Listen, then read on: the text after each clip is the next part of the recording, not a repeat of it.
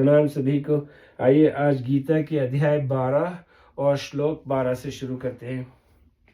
संबंध भगवान ने 8वें श्लोक से 11वें श्लोक तक एक साधन में असमर्थ होने पर दूसरा, दूसरे साधन में असमर्थ होने पर तीसरा और तीसरे साधन में असमर्थ होने पर चौथा साधन बताया।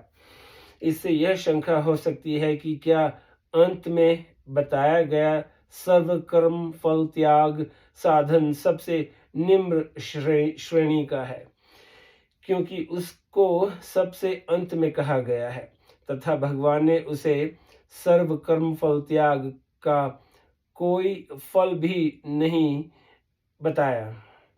इस शंका का निवारण करते हुए भगवान सर्व कर्म फल त्याग रूप साधन की श्रेष्ठता तथा उसका फल बताते हैं। ये श्लोक 12 श्रेयो हि ज्ञानान्नद्वयानन् विशिष्यते ध्यानात् कर्म फल त्यागाच्छान्तिरनन्तरम्।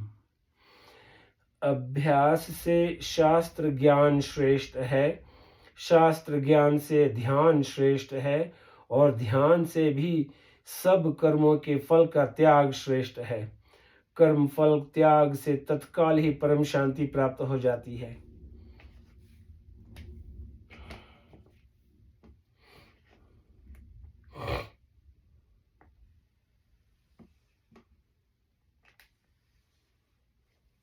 श्रेयो हि ज्ञानान्नद्वयानन् विशिष्यते ध्यानात् कर्म फल त्यागाच्छान्तिरनन्तरम्। व्याख्या भगवान ने 8वें श्लोक से 11वें श्लोक तक एक एक साधन में असमर्थ होने पर क्रमश समर्पण योग, अभ्यास योग, भगवदर्थ कर्म और कर्म फल त्याग ये 4 साधन बताए। इससे ऐसा प्रतीत होता है कि क्रमश पहले साधन की अपेक्षा आगे का साधन नीचे दर्जे का है और अंत में कहा गया कर्म फल त्याग का साधन सबसे नीचे दर्जे का है। इस बात की पुष्टि इससे भी होती है कि पहले के 3 साधनों में भगवत प्राप्ति रूप फल की बात, मतलब निवसिष्यसि मय्येव मामिच्छाप्तुम् और सिद्धिम वाप्स्यसि इन पदों द्वारा साथ साथ कही गई है, परंतु 11वें श्लोक में जहाँ कर्मफल त्याग करने की आज्ञा दी गई है वहाँ उसका फल भगवत प्राप्ति नहीं बताया गया। उपयुक्त धारणाओं को दूर करने के लिए यहाँ 12वां श्लोक कहा गया है। इसमें भगवान ने कर्मफल त्याग को श्रेष्ठ और तत्काल परम शांति देने वाला बताया है, जिससे कि इस चौथे साधन को कोई निम्न श्रेणी का न समझ ले, कारण कि इस साधन में आसक्ति, ममता और फलेच्छा के त्याग की ही प्रधानता होने से जिस तत्व की प्राप्ति समर्पण योग, अभ्यास योग और भगवदर्थ कर्म करने से होती है, ठीक उसी तत्व की प्राप्ति कर्म फल त्याग से भी होती है। वास्तव में उपयुक्त चारों साधन स्वतंत्रता से भगवत प्राप्ति कराने वाले हैं। साधकों की रुचि, विश्वास और योग्यता की भिन्नता के कारण ही भगवान ने 8वें से 11वें श्लोक तक अलग अलग साधन कहे हैं। जहाँ तक कर्म फल त्याग के फल मतलब भगवत प्राप्ति को अलग से 12वें श्लोक में कहने का प्रश्न है, उसमें यही विचार करना चाहिए कि समर्पण योग, अभ्यास योग एवं भगवदर्थ कर्म करने से भगवत प्राप्ति होती है। यह तो प्राय प्रचलित ही है, किंतु कर्म फल त्याग से भी भगवत प्राप्ति होती है, यह बात प्रचलित नहीं है। इसीलिए प्रचलित साधनों की अपेक्षा इसकी श्रेष्ठता बताने के लिए 12वां श्लोक कहा गया है और उसी में कर्म फल त्याग का फल कहना उचित प्रतीत होता है। श्रेयो हि ज्ञानमभ्यासात् महर्षि पतंजलि कहते हैं, तत्र स्थितो यत्नोभ्यास योग दर्शन, अर्थात किसी एक विषय में स्थिति मतलब स्थिरता प्राप्त करने के लिए बार बार प्रयत्न करने का नाम अभ्यास है। इस श्लोक में अभ्यास शब्द केवल अभ्यास रूप क्रिया का वाचक है, अभ्यास योग का वाचक नहीं, क्योंकि इस मतलब प्राणायाम, मनोनिग्रह आदि अभ्यास में शास्त्र ज्ञान और ध्यान नहीं है तथा कर्म फल की इच्छा का त्याग भी नहीं है। जड़ता से संबंध विच्छेद होने पर ही योग होता है, जबकि उपयुक्त अभ्यास में जड़ता का आश्रय रहता है, मतलब शरीर, इंद्रियां, मन, बुद्धि। यह ज्ञान शब्द का अर्थ शास्त्र ज्ञान है, तत्व ज्ञान नहीं, क्योंकि तत्व ज्ञान तो सभी साधनों का फल है। अतः यह जिस ज्ञान की अभ्यास से तुलना की जा रही है, उस ज्ञान में न तो अभ्यास है, न ध्यान है और न कर्मफल त्याग ही है। जिस अभ्यास में न ज्ञान है, न ध्यान है, न कर्मफल त्याग ही है, ऐसे अभ्यास की अपेक्षा उपयुक्त ज्ञान ही श्रेष्ठ है। शास्त्रों के अध्ययन और सत्संग के द्वारा आध्यात्मिक जानकारी को तो प्राप्त कर ले, पर न तो उसके अनुसार वास्तविक तत्व का अनुभव करे और न ध्यान, अभ्यास और कर्मफल त्याग रूप किसी साधन का अनुष्ठान ही करे। ऐसी मतलब केवल शास्त्रों की जानकारी के लिए ही यहाँ ज्ञानम पद आया है।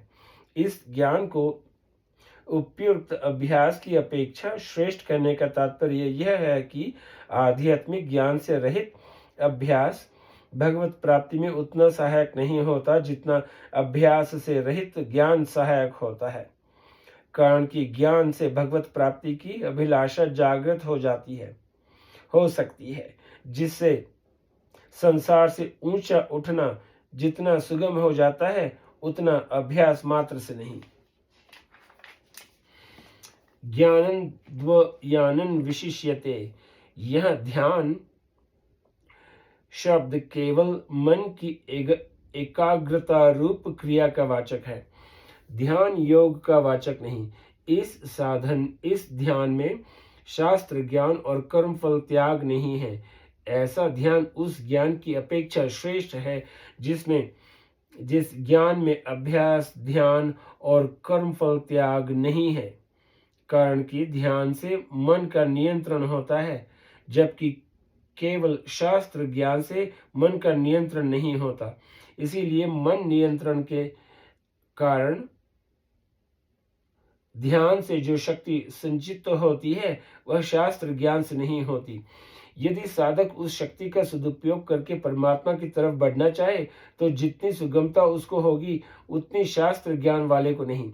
इसके साथ साथ ध्यान करने वाले साधक को मतलब अगर वह शास्त्र का अध्ययन करे, तो मन की एकाग्रता के कारण वास्तविक ज्ञान की प्राप्ति बहुत सुगमता से हो सकती है, जबकि केवल शास्त्राध्यायी साधक को मतलब चाहने पर भी मन की चंचलता के कारण ध्यान लगाने में कठिनता होती है। आजकल भी देखा जाए तो शास्त्र का अध्ययन करने वाले आदमी जितने मिलते हैं, उतने मन की एकाग्रता के लिए उद्योग करने वाले नहीं मिलते। ध्यानात कर्म फल त्याग, ज्ञान और कर्म फल त्याग से रहित ध्यान की अपेक्षा ज्ञान और ध्यान से रहित कर्म फल त्याग श्रेष्ठ है। यह कर्म फल त्याग का अर्थ कर्मों तथा कर्म फलों का स्वरूप से त्याग नहीं है, प्रत्युत कर्मों और उनके फलों में ममता, आसक्ति और कामना का ही त्याग है। उत्पत्ति विनाशशील सब की सब वस्तुएं कर्म फल हैं। उनकी आसक्ति का त्याग करना ही संपूर्ण कर्मों के फलों का त्याग करना है। कर्मों में आसक्ति और फलेच्छा ही संसार में बंधन का कारण है। आसक्ति और फलेच्छा न रहने से कर्म फल त्याग की पुरुष कर्मफल त्यागी पुरुष सुगमता पूर्वक संसार बंधन से मुक्त हो जाता है। शरीर, इंद्रियां, मन, बुद्धि, योग्यता, सामर्थ्य, पदार्थ आदि जो कुछ मनुष्य के पास है वह सब का सब संसार से ही मिला हुआ है, उसका व्यक्तिगत नहीं है। इसीलिए कर्मफल त्यागी अर्थात कर्मयोगी मिली हुई मतलब शरीर आदि सब सामग्री को अपनी और अपने लिए न मानकर उसको निष्काम भाव पूर्वक संसार की ही सेवा में लगा देता है। इस प्रकार मिली हुई सामग्री मतलब जड़ता का प्रवाह संसार मतलब जड़ता की तरफ ही हो जाने से उसका जड़ता से सर्वथा संबंध विच्छेद हो जाता है और उसको परमात्मा से अपने स्वाभाविक और नित्य सिद्ध संबंध का अनुभव हो जाता है। इसीलिए कर्म योगी के लिए अलग से ध्यान लगाने की जरूरत नहीं है। अगर वह ध्यान लगाना भी चाहे तो कोई भी सांसारिक कामना न होने के कारण वह सुगमता पूर्वक ध्यान लगा सकता है। जबकि सकाम भाव के कारण सामान्य साधक को ध्यान लगाने में कठिनाई होती है। गीता के 6वें अध्याय में ध्यान योग के प्रकरण में भगवान ने बताया है कि ध्यान का अभ्यास करते करते अंत में जब साधक का चित्त एकमात्र परमात्मा में अच्छी तरह से स्थित हो जाता है तब वह संपूर्ण कामनाओं से रहित हो जाता है और चित्त के उपराम होने पर वह स्वयं से परमात्मा तत्व में स्थित हो जाता है। परंतु कर्म योगी संपूर्ण कामनाओं का त्याग करके केवल तत्काल स्वयं से परमात्मा तत्व में स्थित हो जाता है। गीता कारण यह है कि ध्यान में परमात्मा में चित्त लगाया जाता है, इसीलिए उसमें चित्त मतलब जड़ता का आश्रय रहने के कारण चित्त मतलब जड़ता के साथ बहुत दूर तक का संबंध बना रहता है। परंतु कर्म योग में ममता और कामना का त्याग किया जाता है, इसीलिए उसमें ममता और कामना मतलब जड़ता का त्याग करने के साथ ही चित्त मतलब जड़ता का भी स्वतः त्याग हो जाता है। इसीलिए परिणाम में समान रूप से परमात्मा तत्व की प्राप्ति होने पर भी ध्यान का अभ्यास करने वाले साधक को ध्यान में चित्त लगाने में कठिनाई होती है तथा उसे परमात्मा तत्व का अनुभव भी देरी से होता है, जबकि कर्म योगी को परमात्मा तत्व का अनुभव सुगमता पूर्वक तथा शीघ्रता से होता है। इससे सिद्ध होता है कि ध्यान की अपेक्षा कर्म योग का साधन श्रेष्ठ है। अपना कुछ नहीं, अपने लिए कुछ नहीं चाहिए और अपने लिए कुछ नहीं करना है, यही कर्म योग का मूल महामंत्र है, जिसके कारण यह सब साधनों से विलक्षण हो जाता है। कर्म योगो विशिष्यते। गीता त्यागाच शांतिरंतरम।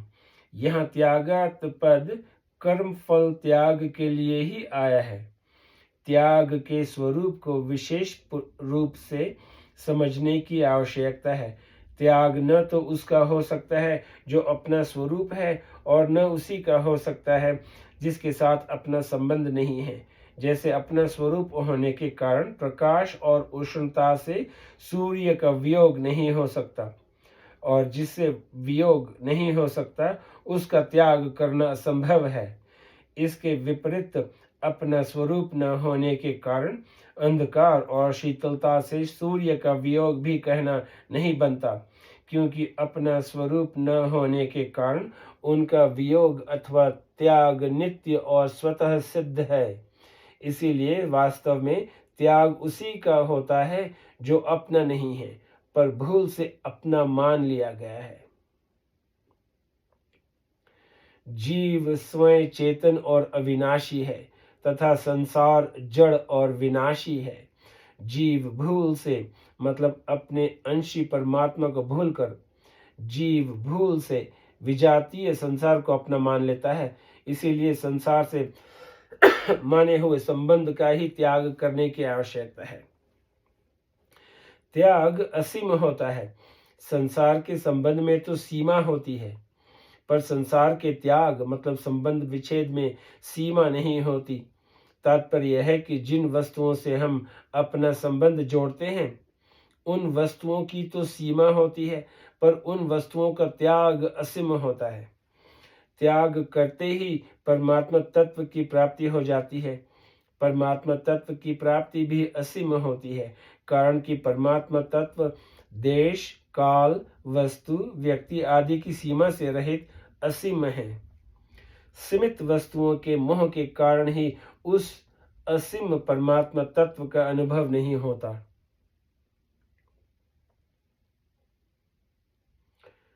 कर्म फल त्याग में संसार से माने हुए संबंध का त्याग हो जाता है। इसीलिए यह त्यागार्थ पद कर्मों और उनके फलों मतलब संसार के साथ भूल से माने हुए संबंध का त्याग करने के अर्थ में ही आया है। यही त्याग का वास्तविक स्वरूप है। त्याग के अंतर्गत जप, ध्यान, भजन, समाधि आदि के फल का त्याग भी समझना चाहिए। कारण कि जब तक जप, भजन, ध्यान, समाधि अपने लिए की जाती है, तब तक व्यक्तित्व बना रहने से बंधन बना रहता है। अतः अपने लिए किया हुआ ध्यान, समाधि आदि भी बंधन ही है। इसीलिए किसी भी क्रिया के साथ अपने लिए कुछ भी चाह न रखना ही त्याग है।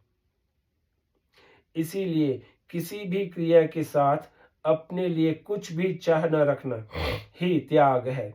वास्तविक त्याग में त्याग वृत्ति से भी संबंध विच्छेद हो जाता है। यह शांति पद का तात्पर्य परम शांति की प्राप्ति है। इसी को भगवत प्राप्ति कहते हैं। यह शांति पद का तात्पर्य परम शांति की प्राप्ति है। इसी को भगवत प्राप्ति कहते हैं। अभ्यास, ज्ञान और ध्यान तीनों साधनों से वस्तुतः कर्म फल त्याग रूप साधन श्रेष्ठ है। जब तक साधक में फल की आसक्ति रहती है, तब तक वह जड़ता का आश्रय रहने से मुक्त नहीं हो सकता। गीता। इसीलिए फलासक्ति के त्याग की जरूरत अभ्यास, ज्ञान और ध्यान तीनों ही साधनों में है। जड़ता अर्थात उत्पत्ति विनाशशील वस्तुओं का संबंध ही अशांति का खास कारण है। कर्म फल त्याग अर्थात कर्म योग में आरंभ से ही कर्मों और उनके फलों में आसक्ति का त्याग किया जाता है। गीता। इसीलिए जड़ता का संबंध न रहने से कर्म योगी को शीघ्र परम शांति की प्राप्ति हो जाती है। गीता। कर्म फल त्याग संबंधी विशेष बात। कर्म फल त्याग कर्म योग का ही दूसरा नाम है, कारण कि कर्म योग में कर्म फल त्याग ही मुख्य है। यह कर्म योग भगवान श्री कृष्ण के अवतार से बहुत पहले ही लुप्त प्राय हो गया था। यह कर्म योग भगवान श्री कृष्ण के अवतार से बहुत पहले ही लुप्त प्राय हो गया था। गीता। भगवान ने अर्जुन को निमित्त बनाकर कृपा पूर्वक इस कर्म योग को पुनः प्रकट किया है। गीता। भगवान ने इसको प्रकट करके प्रत्येक परिस्थिति में प्रत्येक मनुष्य को कल्याण का अधिकार प्रदान किया है।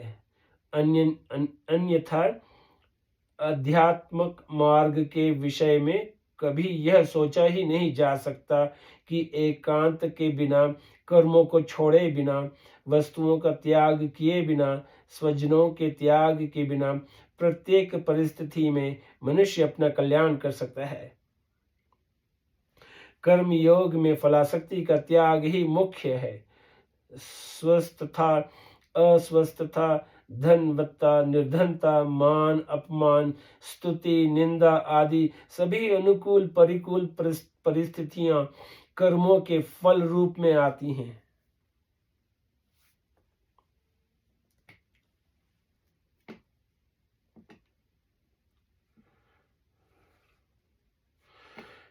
स्वस्थता, अस्वस्थता, धनवत्ता, निर्धनता, मान, अपमान, स्तुति, निंदा आदि सभी अनुकूल प्रतिकूल परिस्थितियां कर्मों के फल रूप में आती हैं। इनके साथ राग द्वेष रहने से कभी परमात्मा की प्राप्ति नहीं हो सकती। गीता। उत्पन्न होने वाली मात्र वस्तुएं कर्म फल हैं, जो फल रूप में मिला है वह सदा रहने वाला नहीं होता, क्योंकि जब कर्म फल सदा रहने नहीं रहता तब उससे उत्पन्न होने वाला फल सदा कैसे रहेगा। इसीलिए उसमें आसक्ति ममता करना ही भूल है। जो फल कभी नहीं मिला है उसकी कामना करना भी भूल है। अतः फलासक्ति का त्याग कर्म योग का बीज है। कर्म योग में क्रियाओं की प्रधानता प्रतीत होती है और शरीर आदि जड़ पदार्थों के बिना क्रियाओं का होना संभव नहीं है। इसीलिए कर्मों और फलों से छुटकारा पाना कठिन मालूम देता है। परंतु वास्तव में देखा जाए तो मिली हुई कर्म सामग्री मतलब शरीर आदि जड़ पदार्थों को अपनी तथा अपने लिए मानने से ही फलासक्ति का त्याग कठिन मालूम देता है। शरीर आदि प्राप्त सामग्री में किसी प्रकार की आसक्ति न रखकर कर्तव्य कर्म करने से परमात्मा की प्राप्ति हो जाती है। गीता। वास्तव में क्रियाएं कभी बंधन कारक नहीं होती। बंधन का मूल हेतु कामना और फलासक्ति है। कामना और फलासक्ति के मिटने पर सभी कर्म अकर्म हो जाते हैं। गीता।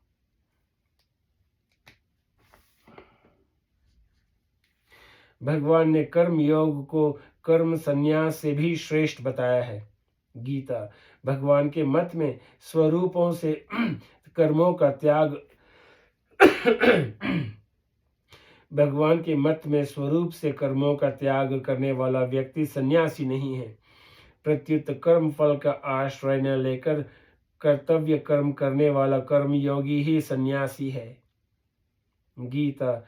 आसक्ति रहित कर्मयोगी सभी संकल्पों से मुक्त होकर सुगमता पूर्वक योगारूढ़ हो जाता है। गीता।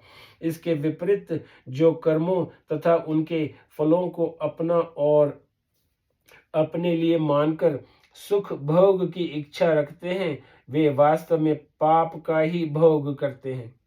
गीता।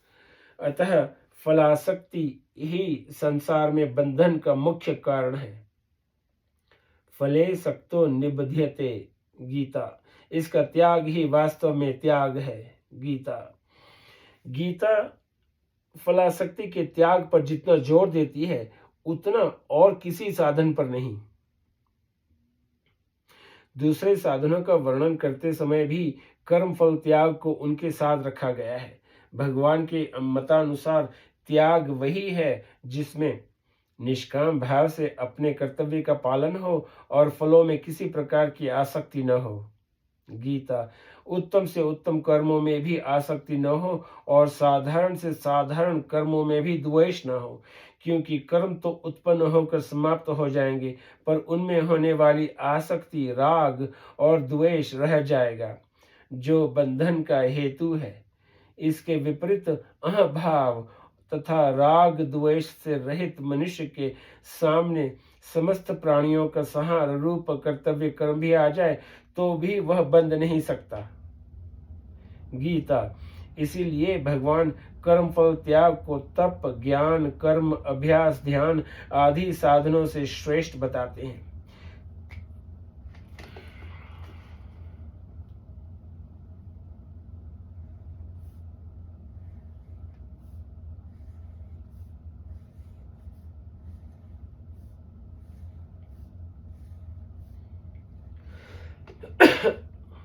दूसरे साधनों में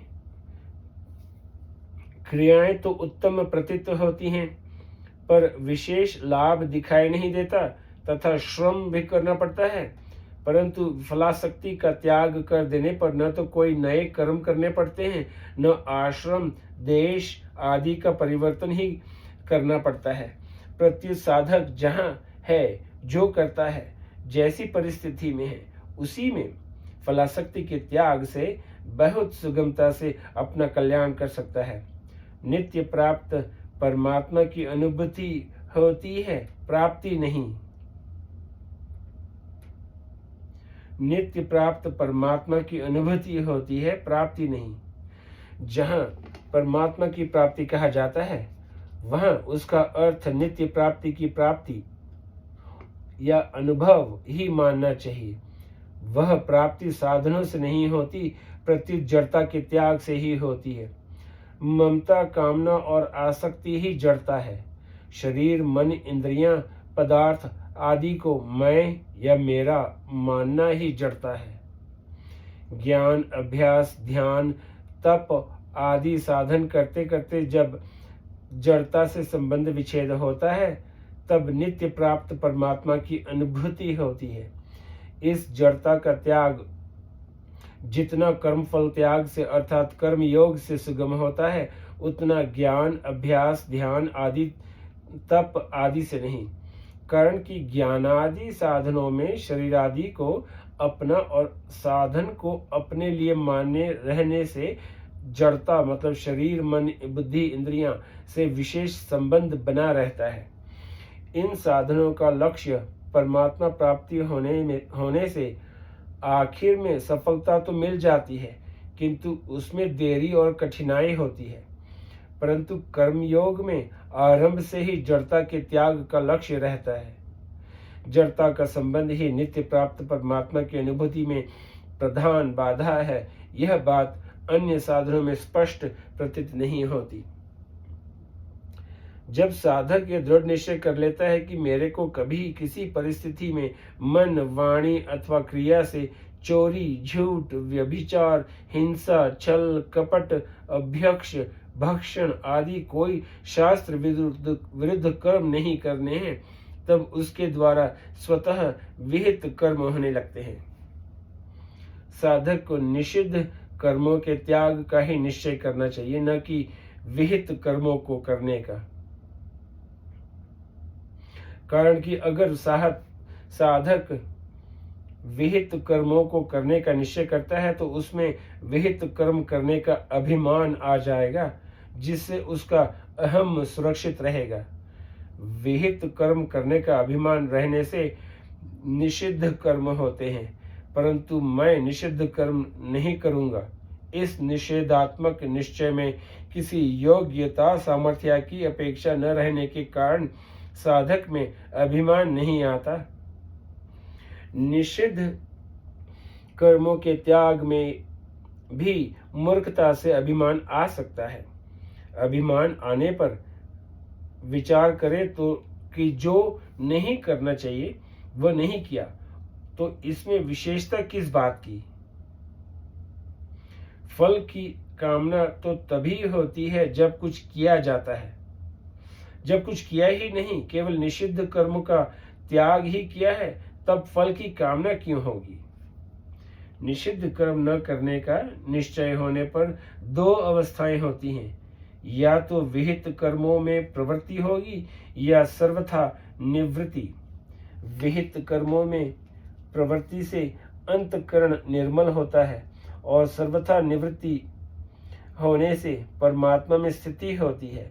सर्वथा निवृत्ति का तात्पर्य वासना रहित अवस्था से है, न कि अकर्मण्यता या आलस्य से, क्योंकि आलस्य आदि भी निषिद्ध कर्म है। तब फल की कामना क्यों होगी? अतः करने का अभिमान न रहने से फलासक्ति का त्याग स्वतः हो जाता है। फलासक्ति का त्याग होने पर शांति स्वतः सिद्ध है। साधन संबंधी विशेष बात। भगवान ने 9वें, 10वें और 11वें श्लोकों में क्रमश जो 3 साधन अभ्यास योग, भगवदर्थ कर्म और कर्म फल त्याग बताए हैं, विचार पूर्वक देखा जाए तो उनमें से कर्म फल त्याग को छोड़कर प्रत्येक साधन में शेष दोनों साधन भी आ जाते हैं। जैसे अभ्यास योग में भगवान के लिए भजन, नाम, जप आदि क्रियाएं करने से वह भगवदर्थ ही है, और नाशवान फल की कामना न होने से उसमें कर्म फल त्याग भी है। और दूसरा, भगवदर्थ कर्म में भगवान के लिए कर्म होने से अभ्यास योग भी है, और नाशवान फल की कामना न होने से कर्म फल त्याग भी है। वास्तव में साधक को सबसे पहले अपने लक्ष्य, ध्येय अथवा उद्देश्य को दृढ़ करना चाहिए। इसके बाद उसे यह पहचानना चाहिए कि उसका संबंध वास्तव में किसके साथ है। फिर चाहे वो कोई भी साधन करे, अभ्यास करे, भगवत प्रियर्थ कर्म करे अथवा कर्म फल त्याग करे, वही साधन उसके लिए श्रेष्ठ हो जाएगा। जब साधक का यह लक्ष्य हो जाएगा कि उसे भगवान को ही प्राप्त करना है और वह यह भी पहचान लेगा कि अनादि काल से उसका भगवान के साथ स्वतः सिद्ध संबंध है, तब कोई भी साधन उसके लिए छोटा नहीं रह जाएगा। किसी साधन का छोटा या बड़ा होना लौकिक दृष्टि से ही है, वास्तव में मुख्यतः उद्देश्य की है। अतः साधक को चाहिए कि वो अपने उद्देश्य में कभी कृष्ण मात्र भी शिथिलता न आने दे। किसी साधन की सुगमता या कठिनता साधक की रुचि और उद्देश्य पर निर्भर करती है। रुचि और उद्देश्य एक भगवान का होने से साधन सुगम हो जाता है, तथा रुचि संसार की और उद्देश्य भगवान का होने से साधन कठिन हो जाता है। जैसे भूख सबकी एक होती है और भोजन करने पर तृप्ति का अनुभव भी सबको एक ही होता है, पर भोजन की रुचि सबकी भिन्न भिन्न होने के कारण भोज्य पदार्थ भी भिन्न भिन्न होते हैं। इसी तरह साधकों की रुचि, विश्वास और योग्यता के अनुसार साधन भी भिन्न भिन्न होते हैं, पर भगवान की अप्राप्ति का दुख या भगवत प्राप्ति की अभिलाषा मतलब भूख सभी साधकों में एक ही होती है। साधक चाहे किसी भी श्रेणी का क्यों न हो, साधन की पूर्णता के बाद भगवत प्राप्ति रूप आनंद की अनुभूति, तृप्ति भी सबको एक जैसी ही होती है। इस प्रकरण में अर्जुन को निमित्त बनाकर भगवान ने मनुष्य मात्र के कल्याण के लिए 4 साधन बताए हैं। 1 समर्पण योग, दूसरा अभ्यास योग, तीसरा भगवान के लिए संपूर्ण कर्मों का अनुष्ठान और चौथा सर्व कर्म फल त्याग। यद्यपि चारों साधनों का फल भगवत प्राप्ति ही है, तथापि साधकों में रुचि, श्रद्धा, विश्वास और योग्यता की भिन्नता के कारण ही भिन्न भिन्न साधनों का वर्णन हुआ है। वास्तव में चारों ही साधन समान रूप से स्वतंत्र और श्रेष्ठ हैं। इसीलिए साधक जो भी साधन अपनाए उसे उस साधन को सर्वोपरि मानना चाहिए। अपने साधन को किसी भी तरह हीन मतलब निम्न श्रेणी का नहीं मानना चाहिए। यह साधन की सफलता मतलब भगवत प्राप्ति के विषय में कभी निराश भी नहीं होना चाहिए, क्योंकि कोई भी साधन निम्न श्रेणी का नहीं होता।